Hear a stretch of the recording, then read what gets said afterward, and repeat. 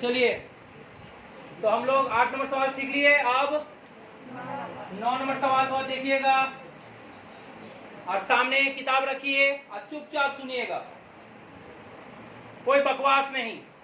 सवाल देखिए, 3 centimetre, 4 centimetre, 5 centimetre व्यास के 3 ठोस गोलक, 3 तो गोलक है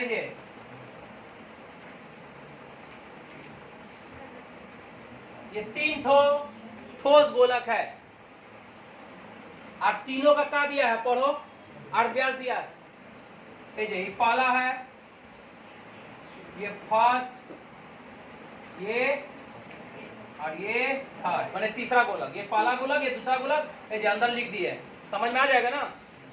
पहला गोलक का अर्ध व्यास दे दिया, देखो इसका अर्ध व्यास दे दिया है, देखो है। अच्छा, इसका अर्ध व्यास दिया है तो हम डायरेक्ट R1 लिख देंगे, कोई दिक्कत है किसी को बताओ तो। R माने क्या होता है, R1 क्यों लिखे हैं, पहला गोलक है तो R1 कितना दिया है देखो तो 3 सेंटीमीटर। रिपोर्ट।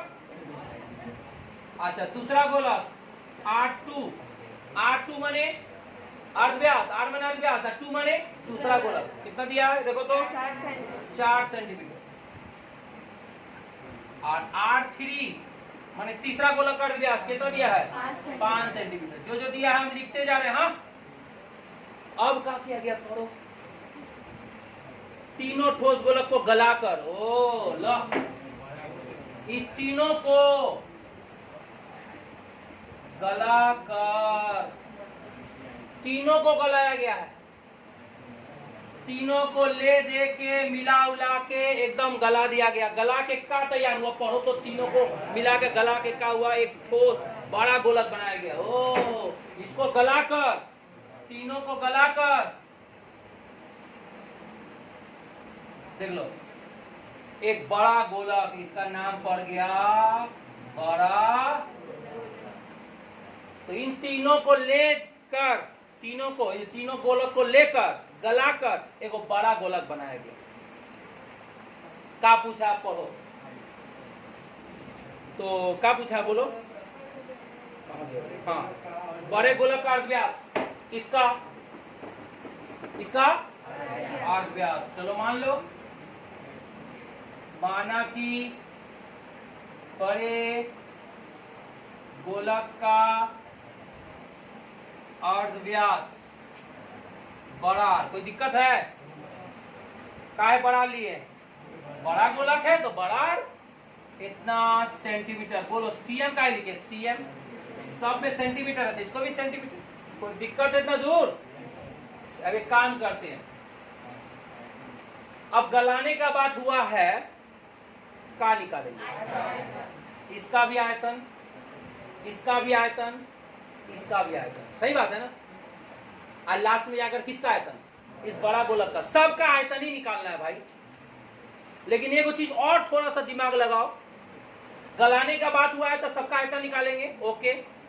लेकिन एक बात बताओ, इसका तीनों का जो आयतन निकलेगा, हमको तीनों का आयतन को तो जोड़ देना पड़ेगा। बोलो क्या है, कि तीनों को तो क्या किया गया, बोलो तीनों का क्या किया गया, मिलाकर ही ना गलाया गया होगा।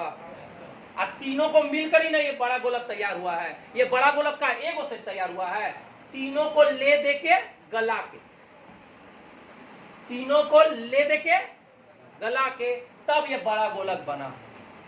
इसका मतलब हम तीनों का आयतन, इसका आयतन, इसका आयतन, इसका, तीनों का आयतन को क्या कर देना होगा, योग कर देना होगा, जोड़ देना होगा। सही बात है, आइडिया यही ना आ रहा है। चलो यहां पर हम डायरेक्ट लिख रहे हैं, तीनों गोलकों का आयतन। बोलो समझ में आ रहा हम क्या कर रहे हैं, तीनों गोलकों का आयतन, तीनों का। बोलो वैसे आयतन फॉर्मूला क्या होता है, 4/3 pi r cube, 4/3 pi r cube, 4/3 pi r cube. हम 3 बार का लिख दिए भैया, तीनों गोलक का आयतन है 3 बार। अच्छा, अब एक काम करो, कॉमन लो, 4/3 4/3 4/3 कॉमन आ रहा है। अच्छा, वो बाद में कॉमन लेंगे, रुक जाओ। 4/3 पाई, अब बोले क्या है, कौन बताएगा, आर माने तो पाला है ना, तो पाला गोलक का अर्ध व्यास कितना है, 3 का क्यूब, फिर यहाँ लिखो 4/3 पाई, ये क्या है बोलो? आर माने अर्धव्यास, कौन सा गोलक का बोलो? दूसरा का अर्धव्यास कितना है? 4 बार 4, 3 बार, 3 बार ना, सॉरी ऐसे ना लिख कर डायरेक्ट ऐसे लिख देंगे ना, 4 का क्यूब। फिर यहाँ 4/3 पाई, बोले क्या है? आर माने अर्धव्यास, तीसरा गोलक का अर्धव्यास कितना है? 5, 5 का क्यूब।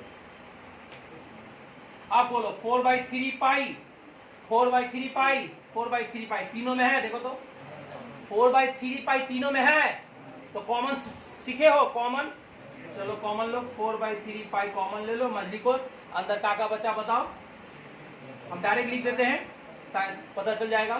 3 का क्यूब 47, 4 का क्यूब 64, 5 का क्यूब, बोलो कोई दिक्कत है? और यहाँ का लिखेंगे लास्ट में, घन सेंटीमीटर, बोलो घन का लिखे? 4/3 पाई, और बोलो सबको जोड़ देते हैं, 27, 64, 125 जोड़ेंगे कितना आएगा? 5 4 9, 16 के 6 हाथ में 1, हाथ में 1, 6 3 9, 9 2 11, हाथ में 216 आ गया, इतना घन सेंटीमीटर। बोलो ये किसका आयतन आया? तीनों को मिलाकर, तीनों गोलकों को मिलाकर आया। अब याद है, देखो बड़ा गोलक बच गया है ना, इसका भी आयतन निकालो। बड़ा गोलक का क्या होता है फॉर्मूला? 4/3 पाई आर क्यू होता है, लेकिन हम बड़ा आर क्यू का लिखे, इसका अर्धव्यास बड़ा आर है, आ गया इतना घन। अब हम यहां देंगे प्रश्नानुसार, अब बताओ क्यों? अब तुम एगो दिमाग लगाओ, इन तीनों को मिलाकर तब नहीं ये बना, इसका मतलब इन तीनों को मिलाकर जो आयतन आया ये, और इस बड़ा गोलक का जो आयतन है ये, दोनों एक्चुअली क्या है? बराबरी तो है। बोलो क्यों बराबर है? ताकि तीनों को मिलाकर ही तो बड़ा बना, ये बड़ा इन तीनों को मिलाकर बना था, तीनों का आयतन और बड़ा गोलक का आयतन एक ही बात है, दोनों बराबर ही होगा। कर दो 4/3 पाई 216, उधर 4/3 पाई बड़ा आर की, बोलो 4/3, 4/3 क्या हो गया? पाई पाई क्या हो गया? 216 का मतलब क्या होता है? 6 का क्यूब, मालूम है? और उधर आर क्यूब, क्यू क्यू क्या हो गया? बोलो आर का मान कितना आया? 6 सेंटीमीटर। कोई बता पाएगा आर माने क्या? बड़ा गोलक का अर्धव्यास। अरे यही तुमसे किताब में पूछ ही रहा है, नहीं पूछ रहा है? यही हो गया आंसर।